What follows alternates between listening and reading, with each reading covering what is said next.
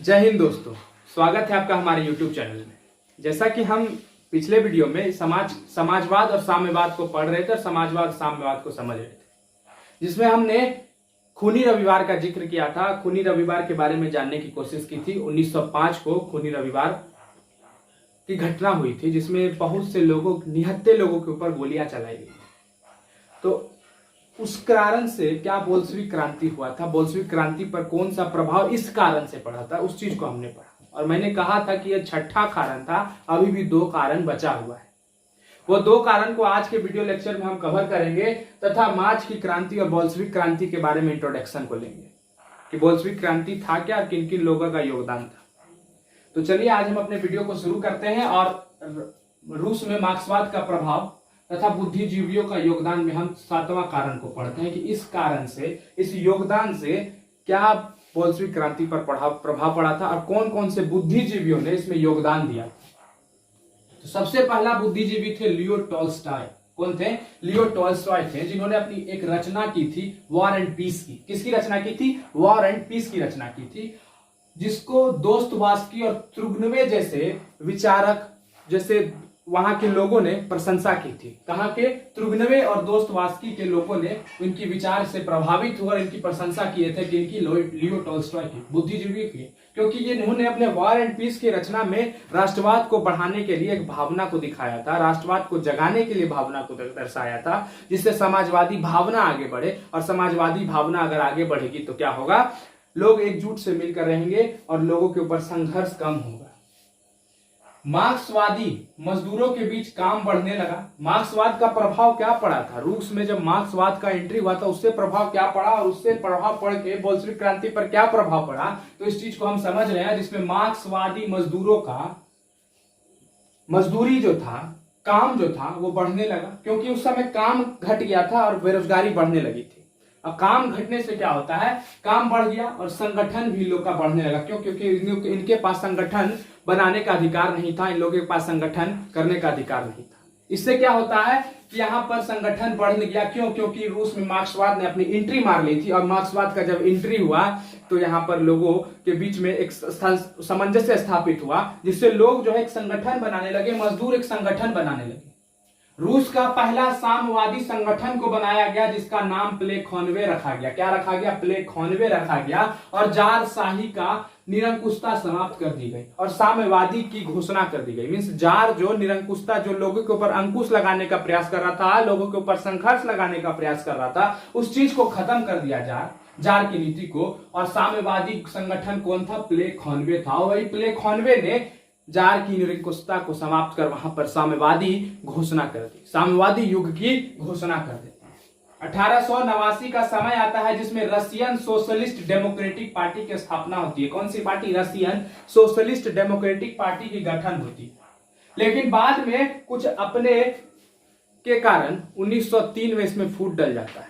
कुछ अपने ही लोग थे जो आपस में आकर फूट डालने लगे इस पार्टी में, और आपसी सामंजस्य के कारण, आपसी तालमेल ना होने के कारण इसमें अनुशासन के मुद्दे पर क्या होने लगा? भड़क उठा। सब वहां का नेता जितना भी संगठन का आदमी था, सब था, आपस में इसी मुद्दा पर भड़क गया कि अनुशासन यहां पर नहीं है, तो ये पार्टी खत्म हो जाता है। परिणाम यह हुआ इस 1903 के बाद फूट डालने पर कि बहुमत दल में बट गया। बहुमत दल बोल्शेविक कहलाया। 2 दल में बट गया, एक बहुमत दल और एक अल्पमत दल। जो बहुमत दल था वो बोल्शेविक दल। कौन सा दल था? बोल्शेविक दल, जिसको हम सर्वहारा वर्ग कहेंगे। अब सर्वहारा वर्ग मैंने पिछले वीडियो में भी कह दिया है कि सर्वहारा वर्ग वह वर्ग जो किसान का वर्ग हो, जो मजदूर का वर्ग हो, जिसमें सभी किसान मजदूर एक साथ मिले और समाजवाद की बात करें, उसे क्या बोलते हैं? सर्वहारा वर्ग कहते हैं। और वही बहुमत दल जो था बोल्शेविक कहलाया और अल्पमत दल मेंशेविक कहलाया। क्या कहलाया? अल्पमत दल मेंशेविक कहलाया। वह मेंशेविक कौन सा था? मध्यम वर्ग का दल था, जिसे हम मेंशेविक दल। 1901 का समय, कौन सा समय? 1901 का समय सोशलिस्ट रिवोल्यूशनरी पार्टी का गठन होता है। सोशलिस्ट रिवोल्यूशनरी पार्टी का जब गठन हुआ, इसका सिर्फ एक ही उद्देश्य के कारण गठन हुआ कि इसमें मजदूरों की मांग को लिया जाएगा। मजदूर लोग जो मांग करेंगे उसकी मांग को सुना जाएगा और आगे बढ़ाया जाएगा इस मुद्दा को। ये सब कारण था और इसी कारण से यह बोल्शेविक जो है बहुमत दल में जब बटा, इसी कारण से इसका क्रांति का नाम बोल्शेविक क्रांति पड़ता है। और इसका प्रभाव क्या पड़ता है बोल्शेविक क्रांति पर? और लास्ट कारण अब हम पढ़ेंगे तत्कालिक कारण, जो प्रथम विश्व युद्ध में रूस का जो पराजय हुआ था। प्रथम विश्व युद्ध में क्या हो गया था, रूस का पराजय हो गया था। जब रूस हारता है तो रूस के हारने से उसका डिप्रेशन में चला जाता है। रूस डिप्रेशन जाने के बाद रूस शक्तिशाली देश, और जब वो हार गया तो क्या प्रभाव पड़ेगा, वो बोल्शेविक क्रांति होगा। लेकिन उसका प्रभाव कैसे पड़ता है बोल्शेविक क्रांति पर, उस चीज को हम समझेंगे। तो प्रथम विश्व युद्ध आरंभ होता है 1914 और खत्म होता है 1918, मीन्स 4 साल तक चला था, जिसमें रूस भी शामिल था। क्या था, रूस भी इसलिए शामिल हुआ क्योंकि जब जापान से हार जाता है, किससे हारता है, जार जो है जापान से हार जाता है। जार जापान से हारने के बाद वो सोचता था कि हम बहुत शक्तिशाली राष्ट्र है, उसका महत्ता घट गया कि हम शक्तिशाली राष्ट्र को तुच्छा सा राष्ट्र से हम हार गए, इतना छोटा सा राष्ट्र से हम हार गए। तो ठीक उसको दबाने के लिए जो है रूस जो है किसमें शामिल हुआ, फर्स्ट वर्ल्ड वॉर में, प्रथम विश्व युद्ध में वो शामिल होता है कि वहां की जनता इस बात को भुला जाए, वहां की जनता समाजवाद को भुला जाए, वहां की जनता एक राष्ट्र को निर्माण करने के लिए भुला जाए। और उसी चीज का जो है रूस प्रथम विश्व युद्ध में शामिल कौन होता है, जार शामिल करवाता है किसको, रूस को शामिल होता है कि वहां की जनता इस बातें में उलझ जाए कि कौन बात में, विश्व युद्ध, खाली चर्चा विश्व युद्ध का हो, समाजवाद का कहीं चर्चा ना हो, कोई समाजवाद का जिक्र ना हो, जिससे हम मेरा शासन चलते रहेगा, मेरा सत्ता चलते रहेगा। लेकिन होता क्या है कि रूस की सेना क्या हो जाती है, हार जाती है। रूस की सेना क्या होती है, हार जाती है। और रूस की सेना हारने के बाद वहां क्या होता है, हथियारे उन लोग के पास नहीं था। रूस की सेना का सबसे बड़ा हार यह था कि उन लोग के पास हथियारे नहीं था। हथियार नहीं होने के कारण तो चलिए लड़ लेगा हाथ पैर से, लेकिन भोजन ही नहीं था। रूस का सेना के पास पर्याप्त भोजन ही नहीं थी। अब भोजन नहीं तो हथियार उठाएगा कैसे, और हथियार भी नहीं था। उससे क्या हो जाता है, रूस की सेना हार जाती है। और फिर क्या करता है कि जार निकोलस द्वितीय आता है। द्वितीय बोलता है हम टोटल सेना को हम संभालेगा। वही सबसे बड़ा जार निकोलस द्वितीय का मूर्खता था कि जो अपनी सेना अपने हाथ में ले लिया। क्या ले लिया, अपनी सेना को उसने हाथ में ले लिया। और परिणाम क्या हुआ कि पूरा दरबार उसका खाली हो गया। क्या हो गया, उसका पूरा दरबार खाली हो गया। क्योंकि सेना का शक्ति अपने पास लेना मतलब सब चीज का शक्ति अपने पास लेना, अपने पास पूरा राष्ट्र का शक्ति लेना, अपने राष्ट्र का शक्ति लेना। अगर आप सेना का शक्ति अपने पास ले लेते हैं तो इसका मतलब हुआ कि पूरे राष्ट्र का शक्ति आपके पास है, पूरा बल थल सब आपके पास है। तो वही चीज यहां पर क्या हुआ कि दरबार खाली हो गया और अनुपस्थिति, दरबार जब खाली है तो कोई ना कोई उपस्थित तो होगा। उसकी जार निकोलस द्वितीय की पत्नी जरीना राजतंत्र को संभालती है। अब लड़की बनी राजतंत्र। उस समय लड़की का उतना महत्व नहीं था, औरत को उतना महत्व नहीं दिया जाता था। अब अगर औरत किसी सत्ता पर आके बैठती है तो कहीं ना कहीं उसकी गरिमा को ठेस पहुंचेगा। और वहां का जो आइडियल लोग था, जो तथाकथित महापुरुष व्यक्ति था, वो व्यक्ति को मन में ठेस पहुंचता है कि हम इतना पढ़े लिखे, हमको नहीं बना। वो वंशानुगत कर लिया वहां पर जाके, तो वो औरत को दबा दिया जाता है। और वो इससे क्या होता है कि राजघराना राजतंत्र का प्रतिष्ठा घटता है। राजतंत्र का क्या होता है, प्रतिष्ठा घटता है। प्रतिष्ठा घटने का कारण क्या था कि जरीना जब बनी राजगद्दी पर बैठी और जरीना जब राजकुमारी बनी, तो इसी कारण से क्या होता है, बोल्शेविक क्रांति होता है। यही सब कारण से। अब हम पढ़ेंगे, इतना दूर तो हम 8 कारण को समझे कि इस सब कारण 8 कारण से बोल्शेविक क्रांति हुआ था। बोल्शेविक क्रांति हुआ था। उससे पहले एक और क्रांति को हम मद्देनजर को रखेंगे, उस क्रांति को हम भूलेंगे नहीं, वो मार्च की क्रांति थी।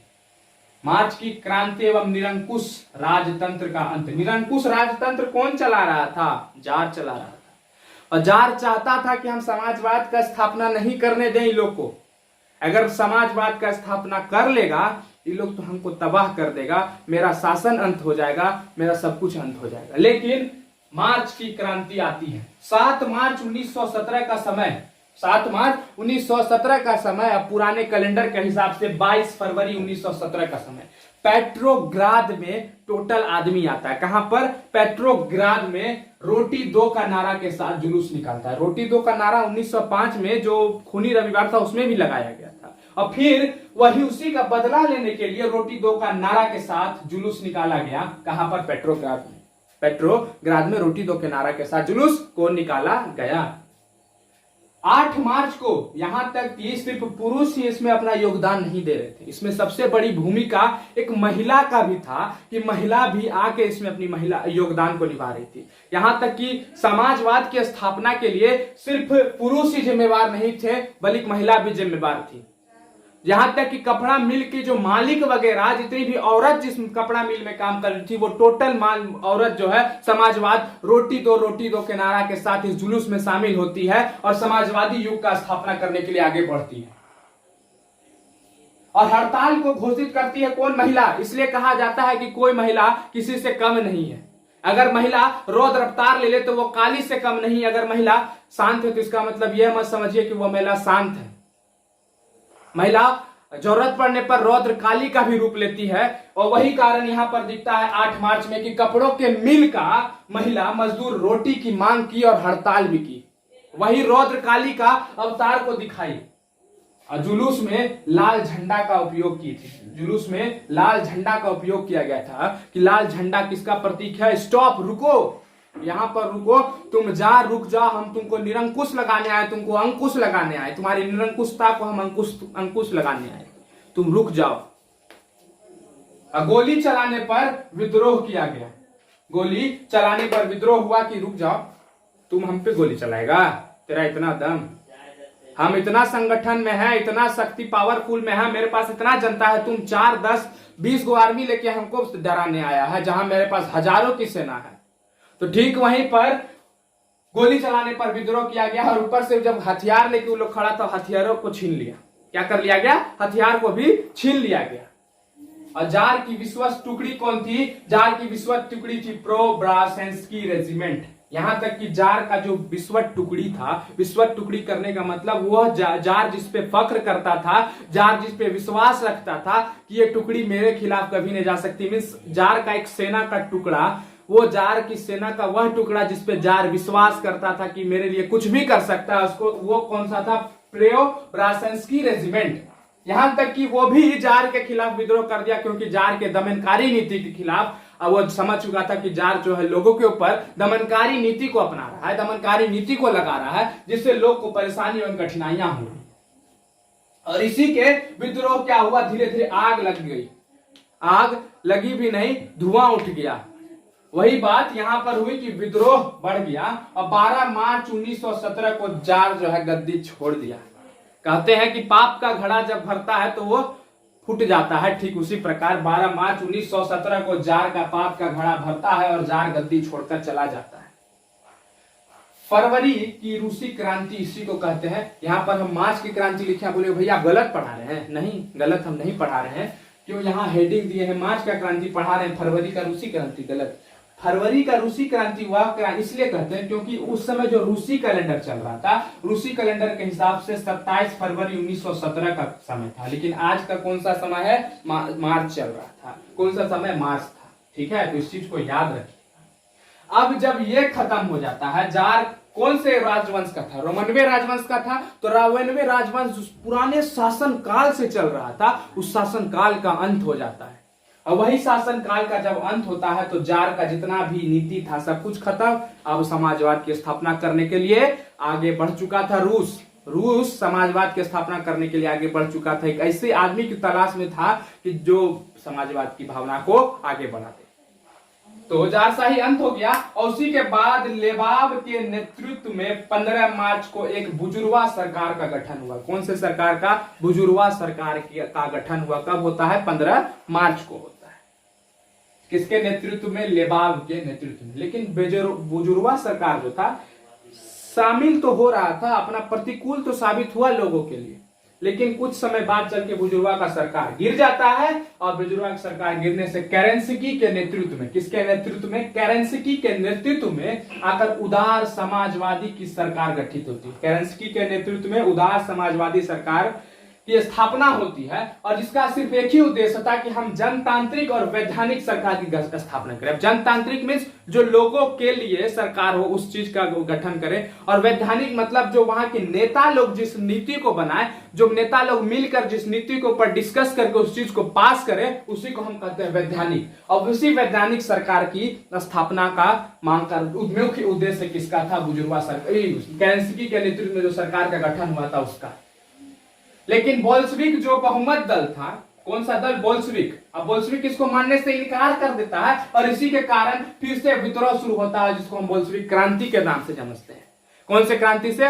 बोल्शेविक क्रांति से समझते हैं। और बोल्शेविक क्रांति नवंबर 1917 का समय, नवंबर 1917 का समय अब आता है हम लोग के सामने। जो पूरे एक वीडियो लेक्चर में हमने पूरा अपना समय को खर्च किया था उस बोल्शेविक क्रांति के कारण को समझने में, वो क्रांति अब आ गया है। वो घड़ी आ गई है कि हम बोल्शेविक क्रांति को अब समझेंगे, बोल्शेविक क्रांति को जानेंगे।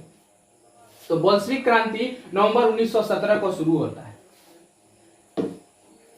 अब रूस के रंगमंच में जो रूस का इतना सारा ड्रामा चल रहा था उस स्टेज पर, कि कभी कोई आ जा रहा है, कभी रोमनवे राजवंश आ जा रहा है, तो जार आ जा रहा है, जार प्ले कर रहा है अपना रोल को। उसी रोल के बाद एक और नाटक जो चल रहा था, उस नाटक में एक और आदमी का एंट्री होता है। वो आदमी था लेनिन। और लेनिन का प्रादुर्भाव हुआ। क्या हो गया? लेनिन का प्रादुर्भाव हुआ। जार जो था हार जाता है, जार गद्दी छोड़ देता है और जार स्विट्जरलैंड में निर्वसित जीवन अपना जी जाता है। निर्वसित जीवन कहने का मतलब जार को गद्दी छोड़ दिया, अब जार के पास कुछ नहीं था, उसी को हम निर्वसित जीवन कहते हैं। और जार कहां पर अपना निर्वसित जीवन जी रहा था? स्विट्जरलैंड में जी रहा था। 1917 की क्रांति के बाद जर्मनी की सहायता से लेनिन कहां आता है? रूस में आता है, रूस में एंट्री मारता है। और जब रूस में एंट्री मारता है तो कहां आता है? अप्रैल 1917 में रूस में कहां आता है? पेट्रोग्राद आता है। कहां पर एंट्री मारता है? पेट्रोग्राद में पहुंचता है। पेट्रोग्राद में पहुंचने के बाद लोगों के तुरंत बाद जो है घोषित कर देता है कि रूस का क्रांति सफल नहीं था भैया। रूस का क्रांति के बाद फिर से एगो क्रांति हम चाहते हैं, फिर से एगो क्रांति से हम समाजवाद का स्थापना करना चाहते हैं। तो समाजवाद का स्थापना करना चाहते हैं। बोल्शेविक दल का कार्यक्रम, जो बोल्शेविक दल था, बोल्शेविक बहुमत दल था, उसका कार्यक्रम को स्पष्ट कर दिया, जिस कार्यक्रम को अप्रैल थीसिस के नाम से जाने लगा। उस कार्यक्रम का एगो बिल को पास किया, उस कार्यक्रम को एगो रसीद में छाप दिया, एगो पेज में छाप दिया। उस पेज का नाम क्या दे दिया? अप्रैल थीसिस दे दिया। और उसके बाद 3 नारा दिया, भूमि, शांति, रोटी। कौन कौन सा? भूमि, शांति और रोटी।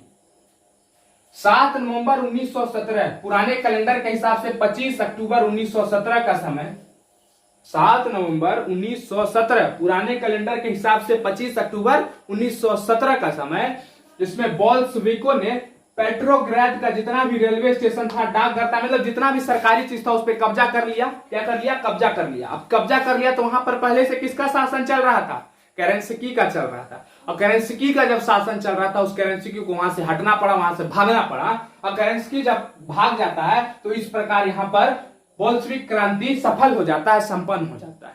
अब बोल्शेविक क्रांति जब संपन्न हो जाता है, इसी को हम अक्टूबर का क्रांति भी कहते हैं, बोल्शेविक क्रांति को। बोल्शेविक क्रांति जो था संपूर्ण में उस समय शासन किसका चल रहा था? बोल्शेविक क्रांति जब सफल हो गया तो शासन कौन कर रहा था? लेनिन। लेनिन के बाद विदेश मंत्री ट्राटास्की बना। कौन बना? विदेश मंत्री ट्राटास्की बना। और विश्व में पहली बार शासन सत्ता सर्वहारा वर्ग के हाथ में। अब सर्वहारा वर्ग के आने का मतलब मजदूर वर्ग, किसान वर्ग के हाथ में सर्व सत्ता आ गया। जो चाह रहा था किसान वर्ग, मजदूर वर्ग, जो सत्ता आए, जो समाजवाद आए, जो ये समानता आए, और उस चीज को खत्म करें। क्या करें? खत्म करें। और उसी सर्वहारा वर्ग का सत्ता स्थापित होता है। और यही था बोल्शेविक क्रांति का एक छोटा सा इंट्रोडक्शन। अब इसके बाद क्या होता है बोल्शेविक क्रांति में, क्या क्या नीति आती है, लेनिन ने क्या क्या नीति लाई, लेनिन के बाद विदेश मंत्री ट्राटास्की ने कौन कौन सी नीति लाए, उस चीज को हम अगले वीडियो में पढ़ेंगे। आज के वीडियो में हम इतना ही रखते हैं। तब तक के लिए धन्यवाद। जय हिंद।